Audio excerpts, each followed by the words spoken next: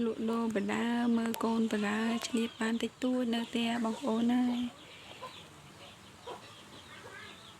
វាមិនជាបានចំណេញប្រហែលទេតែបានតិចតួចគ្រាន់តែថាយើងលុយចាយបានយូរបងប្អូនចាបងប្អូនដែលមិនទាន់លក់ឬក៏នៅមើលកូននៅផ្ទះដូចខ្ញុំអាចសាក់លក់បានបងប្អូនយើងគ្រប់គ្រងឲ្យបានទៅអត់អីទេបងប្អូនអីវ៉ាន់ទិញតិចបានឲ្យបងប្អូនដោយសារយើងលក់ដូចខ្ញុំបើលក់ដូចខ្ញុំនៅស្រុកស្រែអញ្ចឹងយើងលក់អត់សូវបានប៉ុន្មានទេបងប្អូនបានតិចតួចអញ្ចឹងយើង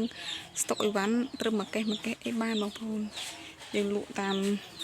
នេះយើងតិចតួចអញ្ចឹង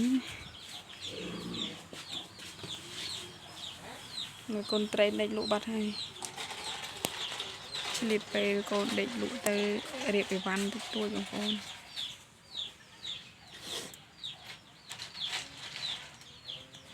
បងប្អូនណាមិនទាន់ហ៊ានចាប់តាមអាចចាប់តាមបានបងប្អូន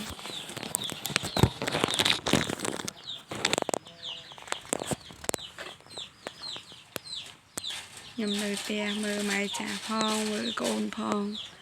ហើយលក់ដូរអញ្ចឹងទៅណាហើយ